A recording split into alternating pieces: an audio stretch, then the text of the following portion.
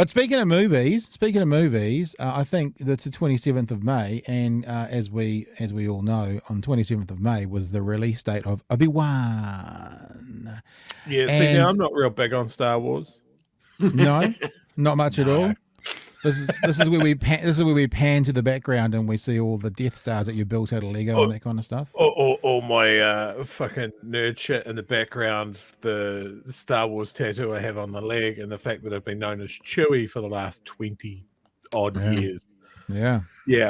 Yeah. So actually, the first 2 episodes released today, and had a really good afternoon of getting prepped for tonight's show. So I had a couple of hours spare this evening and went, I'm going to watch it. And so released today. I've already watched the first 2 episodes, and as did you, Chewie. We could give it a couple of minutes now before we get into things. What do you think? It's so fucking good. I'm fizzing. Fizzing at the bunghole. To see more. I love the fact that they got Hayden Christensen back as Darth Vader. That's happening at some point. These Star Wars shows just look so good.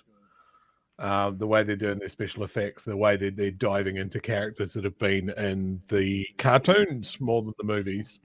I think they do really good job. So yeah, that and the trailer for Andor, which is the next series, again looks really good.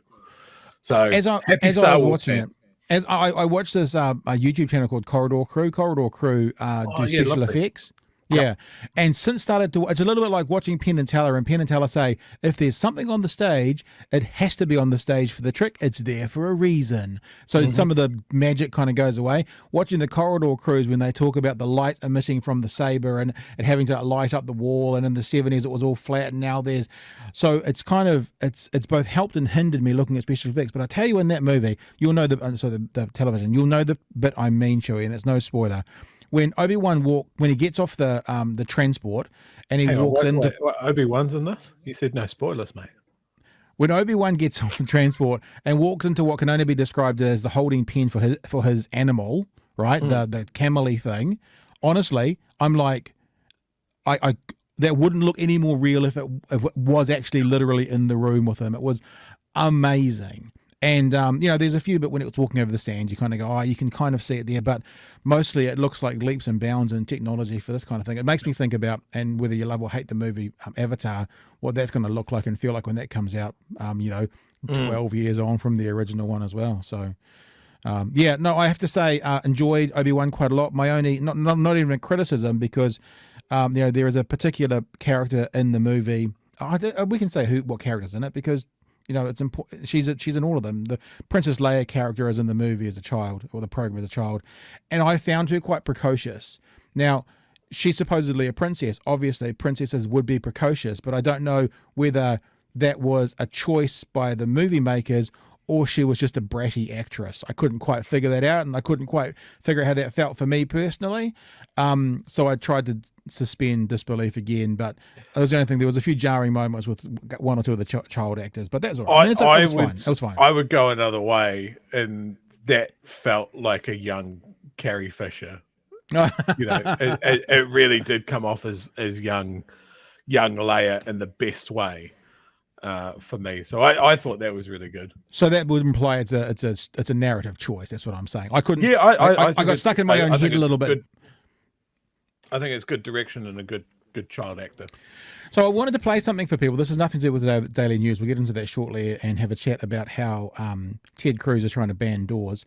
But Carl Sagan, right? Carl Sagan, and I've got his Wikipedia up here, so I'm going to read something out because he's such an intellectual genius on so many levels. It's good to give him correct attribution.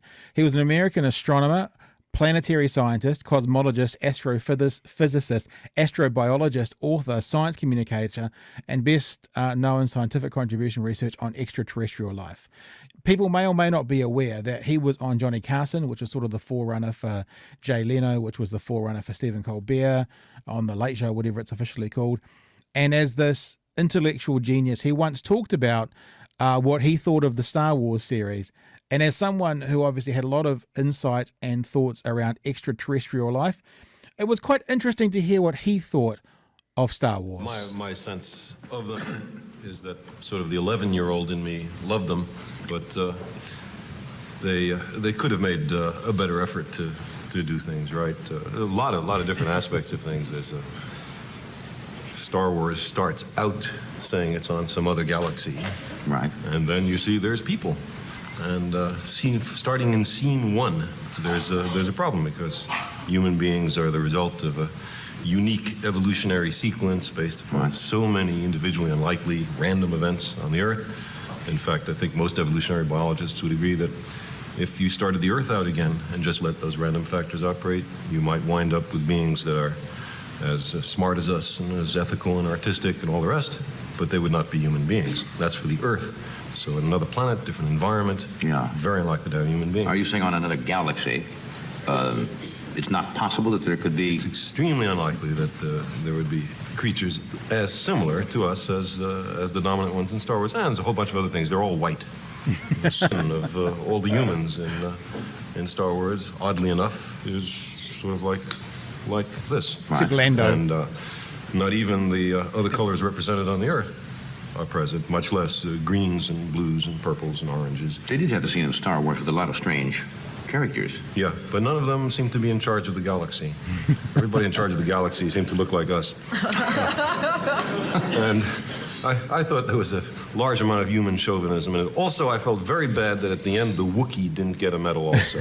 You know, all the people got medals, and the Wookiee who'd been in there fighting all the time, he didn't get any medal. And I thought that was an example of anti-Wookiee discrimination. So there you go. So Carl Sagan, funny, having a funny moment, but obviously, you know, as you said before we started, Chewie, you want to steal his lunch money after that conversation. Yeah, part of me wants to wait in the car park for him. It is interesting, though, that I think about Guardians of the Galaxy, and the only way they allowed Chris Pratt to be the Chris Pratt character in there was he had to come from Earth. I wondered if this kind of conversation was happening in that sort of thing, because I don't think there's anyone else in that program that looks like humans. I don't know if there are or aren't, but who aren't from Earth. So it's kind of what he's saying. If you're from a different planet, you're going to look pretty different. But anyway.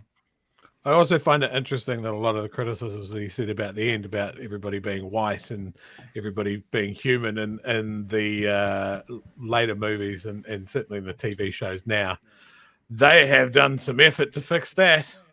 There's a lot of, well, as some of our counter pundits say, wokeness going on.